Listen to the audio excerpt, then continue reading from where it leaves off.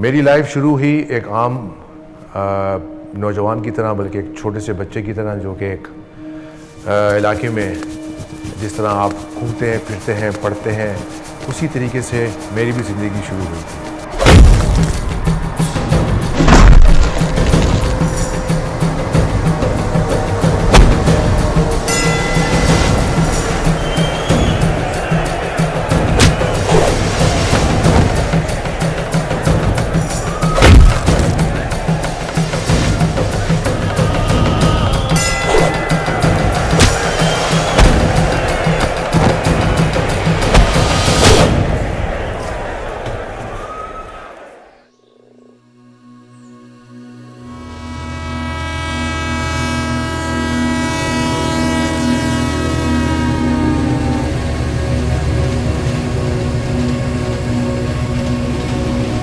Lower middle class family से मेरा ताल्लुक़ था और मुझे उस पर प्राउड है। और मेरे माँ बाप ने आज जो हमारे लिए किया वो मैं समझता हूँ कि हम कभी उनको उसका रिज़ल्ट उनको दोबारा से हम दे नहीं सकते, चाहे हम 7 दफ़ा फिर पैदा हो जाए।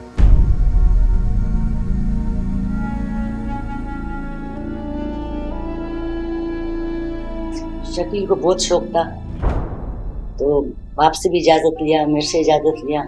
हमने बहुत मना किया था, बोलता नहीं मेरे को शौक है। तो उसने माशाल्लाह बहुत मेहनत किया, अल्लाह ने उसको कामयाब किया।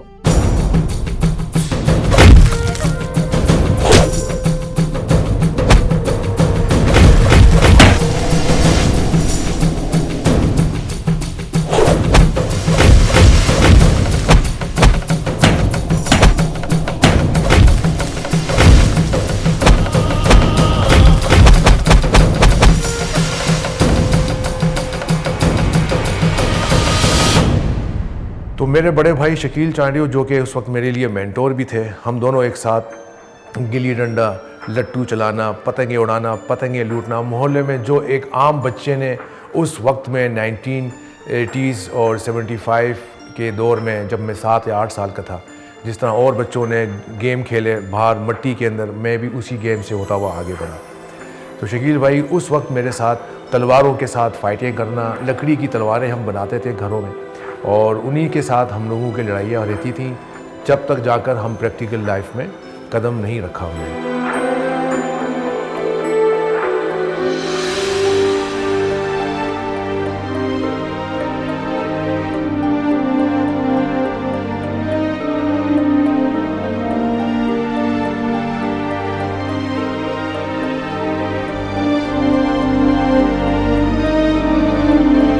बस अल्लाह का शान है, उसका दुनिया से गया, फिर वो सारा जिम्मेदारी ज़मीन के ऊपर हुआ। इसको भी बहुत शौक था ज़मीन को, कि मैं अपना भाई का नक्श कदम में चलूँ। फिर हमने सपोर्ट किया, बहुत मुश्किल दिन अपने गुजारे बच्चों के पीछे।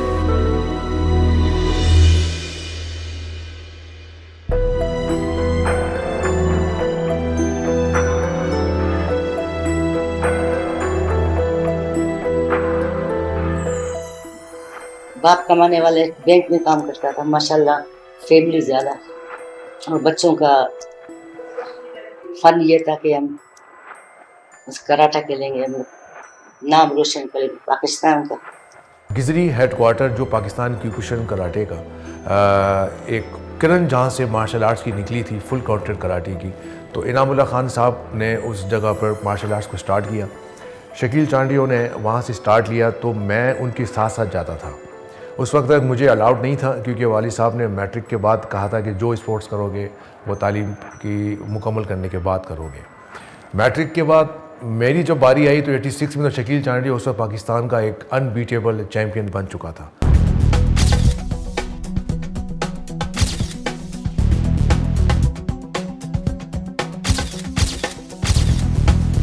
मेरी बेसिक ट्रेनिंग मेरे घर पर हुई। मेरे बड़े भाई ने, जब वो ब्लैक बेल्ट थे तो मैं उस वक्त ब्लू बेल्ट था। उस ब्लू बेल्ट के सामने एक ब्लैक बेल्ट चैम्पियन सामने खड़ा हुआ है, और वो एक सफ़र फिर स्टार्ट हुआ जिसने फिर पीछे मुड़कर नहीं देखा। तकलीफ़ हुई, चैलेंजेस बहुत आए, और उन चैलेंजेस को फेस करने के लिए मुझे मेरी माँ की ख़ास तौर पर सपोर्ट थी। बाप की सपोर्ट तो होती है, लेकिन वो माँ जिसने कभी ज़िंदगी में कहीं तालीम हासिल नहीं की, जिससे किसी किस्म की कोई तालीमी सहूलियात मुयसर नहीं थी, लेकिन उसने अपने बच्चों के लिए वो कुर्बानियाँ दी जो आज हम उसके लिए जितना शुक्र करें वो कम है।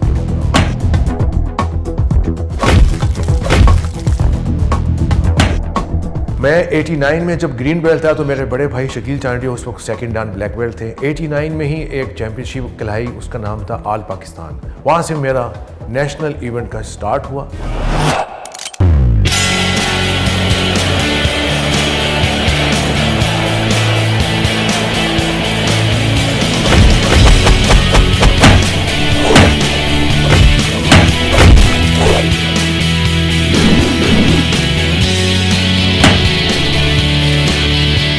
नेशनल इवेंट की जो पहली चैम्पियनशिप में मैंने हिस्सा लिया वो मैंने जीत ली।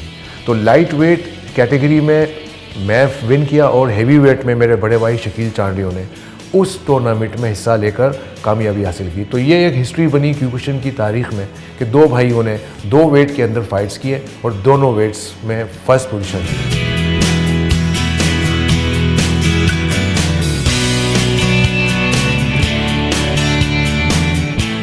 1990 में मैं और मेरे बड़े भाई जब शकील चांडियो हम लोग जब नेशनल चैम्पियनशिप जीत कर इंटरनेशनल के लिए जा रहे थे तो फर्स्ट टाइम ये बिल्कुल एक अलमिया था कि हमें स्पॉन्सर्स तो नहीं मिल रहे थे, लेकिन चूँकि वो टिकट वगैरह की हमारी ऑर्गेनाइजेशन की तरफ से एक सपोर्टिंग थी तो वो तो हमें मिल गई। बट ज़ाहिर है जापान जा रहे हैं बच्चे तो माँ बाप तो चाहेंगे ना कि किसी तरह हो, और उस वक्त हमें डॉलर्स भी शो कराने पड़ते थे और अपने ख़र्चे के लिए अपने अखराजात के लिए। फिर टूर्नामेंट की फ़ीस थी $100, उस वक्त $100 की फ़ीस हमें 1990 में दोनों भाइयों को देनी थी, तो $200 तो ये हो गए। मेरे को बच्चों ने बोला अम्मी जापान जाना है और टिकट वगैरह का इनामुल्लाह सर सब बंदोबस्त किया है, लेकिन जेब खर्चे के लिए हम लोग को पैसे चाहिए। फिर मेरा सोने के कड़े थे वो मैंने इसको बोली फिक्र नहीं कर, ये मैंने बेच के इसको मैंने पैसा दे के जेब खर्च किया। तो उन्होंने यही पैसे से अपना जेब खर्च किया और टिकट वगैरह तो वो सारा वो फ्री था इनामुल्लाह का क्लब वालों के साथ। मतलब बहुत आज तंग था मगर बच्चों को मना नहीं किया, मेहनत किया बच्चों के पीछे। आज अल्लाह का शुक्र है, बहुत इज्जत है जमील चांडियो को, आज़िक चांडियो, अब्दुल्ला चांडियो। तो हम देख के हम बहुत खुश होते, चलो इतना हमने मेहनत किया, अल्लाह ने हमारा मेहनत को कामयाब किया।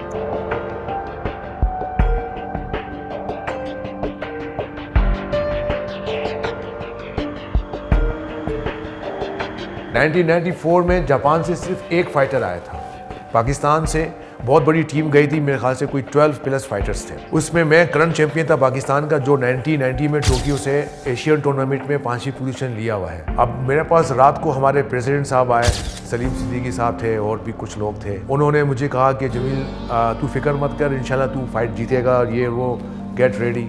तो मैंने कहा किससे मेरी फ़ाइट है, मुझे ज़रा बता तो दें। तो पता चला कि सिर्फ सिंगल जापान से एक फ़ाइटर आया था जिसका वेट मेरे ख्याल से 95+ था, क्योंकि ओपन वेट थी। लेकिन मेरी फ़ाइट उस शख्स से कराई गई जो कि जापान का टॉप का चैम्पियन था।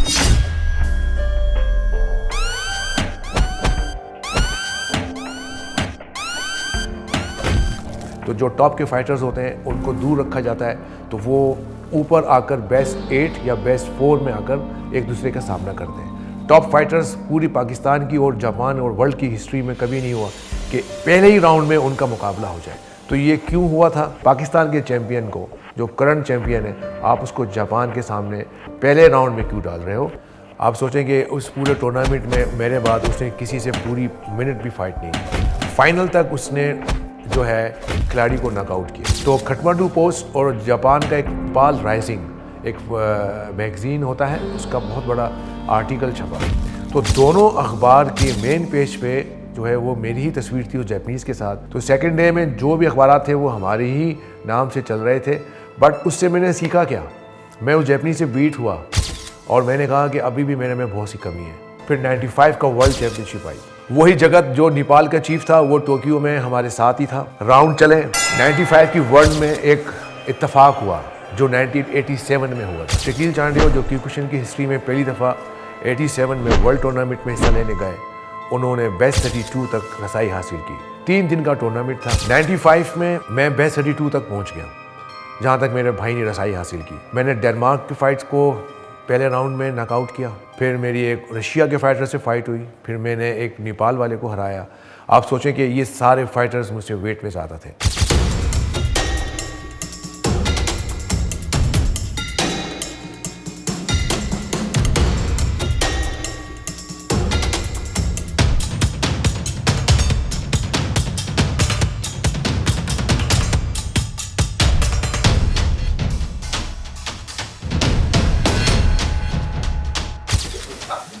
तो बड़ी खुशी का मतलब हम लोग बहुत खुश है ये फंड में कि हमारे बच्चे पाकिस्तान का नाम रोशन करने के लिए ये मेहनत कर रहे, हमको बहुत बड़ा खुशी है। बहुत खुशी होती है, टेलीविज़न में इसके प्रोग्राम आते हैं, हम देखते हैं, बहुत खुशी होती है।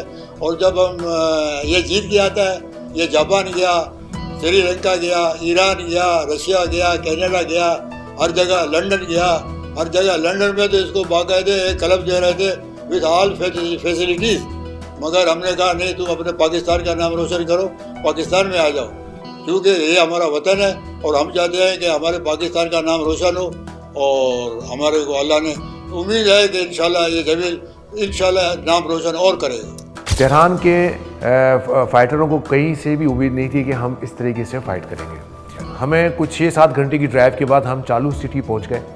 उस सिटी से जब हम डाउनफॉल जा रहे थे, जिस तरह हिल साइड से हम डाउन जा रहे थे, सामने से ट्रक आया और हमारे ड्राइवर ने गाड़ी को ट्रक के बिल्कुल कोने पे जाकर हिट किया। तो वो हिट ऐसी हुई कि गाड़ी का ड्राइवर स्टीयरिंग समेत शीशा तोड़ के बाहर।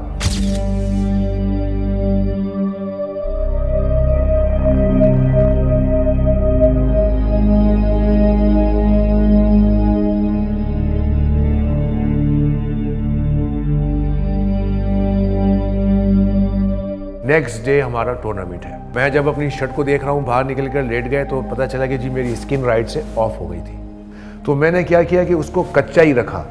मैंने उसको सुबह तक जो है मूव करता रहा, किसी तरह मैं 2-4 घंटे की नींद मेरी हुई।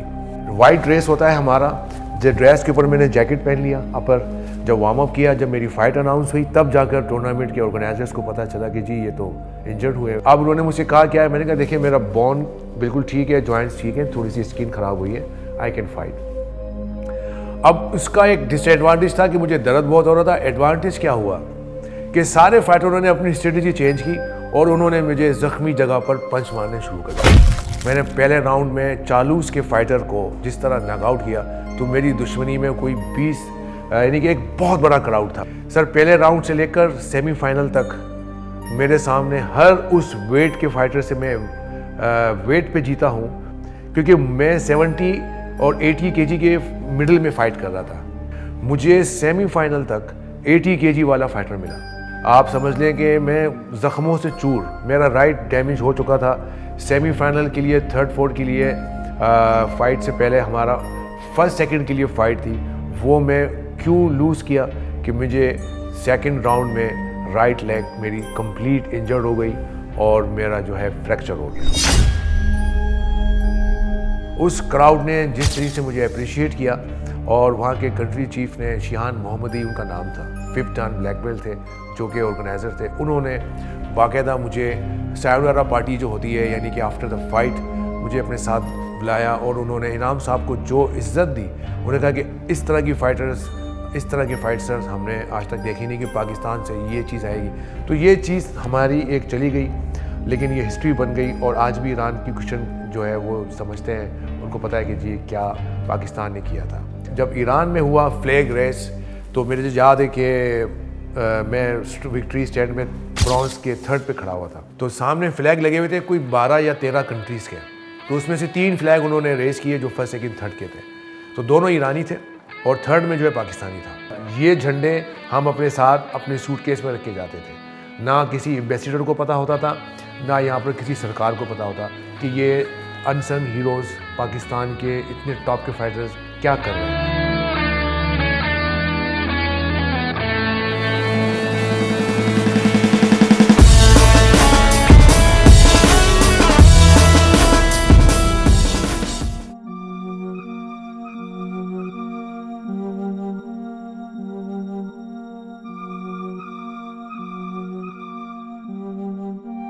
जितना मैं मार्शल आर्ट से दूर होने की एक वक्त में कोशिश करता रहा कि मैं घर की सपोर्ट करूं, ये कॉम्बैट स्पोर्ट्स मेरे ऊपर उतना ही तारी होता गया। मुझे अफसोस ये रहा है और मुझे अफसोस है कि पाकिस्तान स्पोर्ट्स बोर्ड और गवर्नमेंट सेक्टर के अंदर आज तक कोई इस तरह का मतलब एक इंडिविजुअल हेड जो कि पावर रखता हो और जो मेरे लिए कम से कम ऐसा कोई रूट बनाए कि जिसमें मैं इस गेम को मज़ीद आगे लेकर जाऊँ।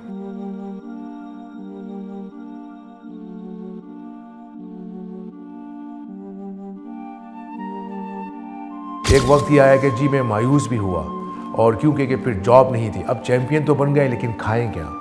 ठीक है, घर वाले अब एक्सपेक्ट कर रहे हैं कि बेटा बड़े हो गए हो, अब ये चीज़ें कब तक करोगे। हमारी हिम्मत जितनी थी अब वो हमारे हाथों की लर्ज़े आपके सामने आ रहे हैं, वो कह नहीं रहे लेकिन हम महसूस करते थे। पहली नौकरी जो मुझे मिली वो 500-600 रुपीज़ के महीने के हिसाब से मुझे मिलती थी। फिर वो दौर चला और 1990 के दौर में मैं फ़र्स्ट टाइम जापान गया। इनाम साहब हमारे पास आए और उन्होंने कहा कि लेट्स गो 1990 में फ़ाइट्स हो रही है। एशियन टूर्नामेंट में शकील चांडियो, मैं और 2 और फाइटर पाकिस्तान से गए और हमने फ़र्स्ट टाइम जापान जाकर वो काम किए जो मास ओयामा जो क्यूकुशन के फाउंडर थे, उन्होंने मेरे भाई को बाकायदा एक रिवेल्यू देकर बुलाया टोक्यो के उस स्टेडियम में जिसमें एक बहुत बड़ा क्राउड था। उसमें हम दोनों ने 4थी और 5वीं पोजीशन हासिल की। फर्स्ट, सेकंड, थर्ड जो है वो जापान से फाइटर थे और हमारी नंबर जो है पाकिस्तान का वो एशिया में नंबर 2 आया। इनामुल्लाह खान साहब का नाम एक स्टेज से जो गुजर के एकदम से टॉप रैंकिंग में आ गया एशिया के अंदर।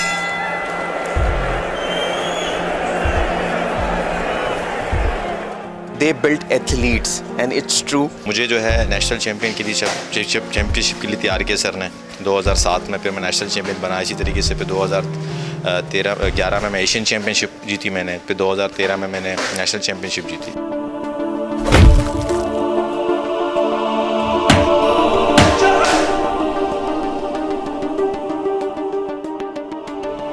Jamil Chandio साहब is not just a personality for Pakistan, he's a brand. Sir Jameel एक बेहतरीन फ़ाइटर थे, उसके अलावा बेहतरीन कोच और एक बेहतरीन मेंटोर भी हैं, क्योंकि उन्होंने बचपन से ही हमें ग्रूम किया और इसी तरह पूरे पाकिस्तान में वो नीचे लेवल से लेके प्रोफेशनल लेवल तक फ़ाइटर्स को सपोर्ट करते हैं। जिस तरीके से उन्होंने किक बॉक्सिंग, MMA, मुay थाई को यहाँ प्रमोट किया है, उसके लिए काम किया है, उसके लिए एफर्ट्स डालें, वो उसकी मिसाल नहीं मिलती। ही इज़ द वन जो कि बहुत ज़्यादा काम कर रहे हैं ख़वातीन के लिए, बच्चों के लिए, लोगों के लिए और जो लोग फिटनेस में आना चाहते हैं और जो एम्बिशियस हैं। मैं यहाँ पे सीखने आई तो मुझे था कि शायद इतना कुछ मैं नहीं सीख पाऊँगी because being a woman it's difficult, you know, लड़कियों को बहुत हल्का लिया जाता है।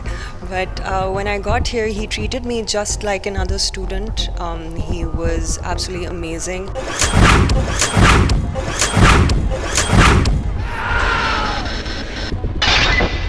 K7 की बुनियाद जब मैंने तमाम मसाइल और ये सब चीज़ों को देखा तो उसके बाद मेरे पास एक ही चाह रहा था कि इसको उसी ग्राउंड से शुरू किया जाए जहाँ से मेरे बड़े भाई शकील चांडियो ने कराटे की इब्तिदा वहाँ से शुरू की थी।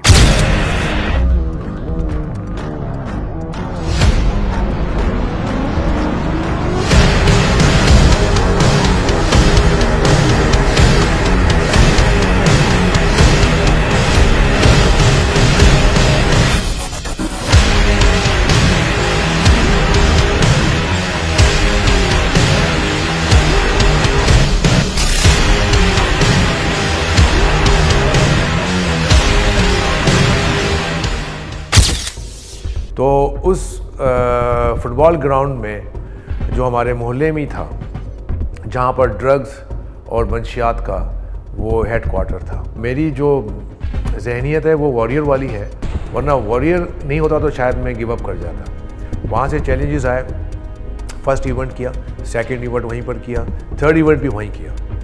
अब वाक़यात इतने ज़्यादा हो गए कि एक वक्त में ये आया कि मेरे सर्टिफिकेट तक वहाँ पर जला दिए गए। बट उसके बाद मैं सोच चुका था कि अगर मुझे कुछ करना है तो मुझे उस फुटबॉल ग्राउंड से बाहर निकलना पड़ेगा। हमने 2013 में DHA में एक इवेंट किया, वो मेरे लाइफ का एक बहुत बड़ा एक्सपीरियंस था।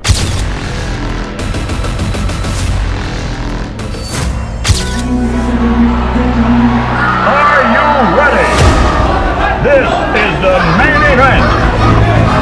Let's get ready to rumble!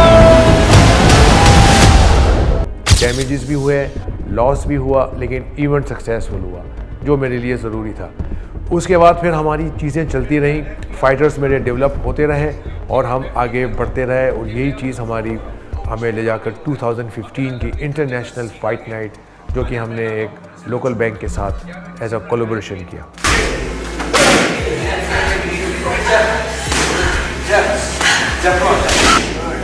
Jameel साहब की जो सबसे ज़्यादा जो मेन खूबियाँ जो हमें सबको महसूस होती हैं वो ये है कि जो उनकी पैशन है, his tireless efforts to promote Pakistan, to create a positive image. एक मेरे कमांडो थे, उन्होंने मुझे उस वक़्त मिलवाया जमील अहमद ख़ान साहब से, एंड आई वाज टोल्ड कि he has remained 6 times Pakistan champion in karate, और इनकी एक अपनी पहचान है इस दुनिया के अंदर।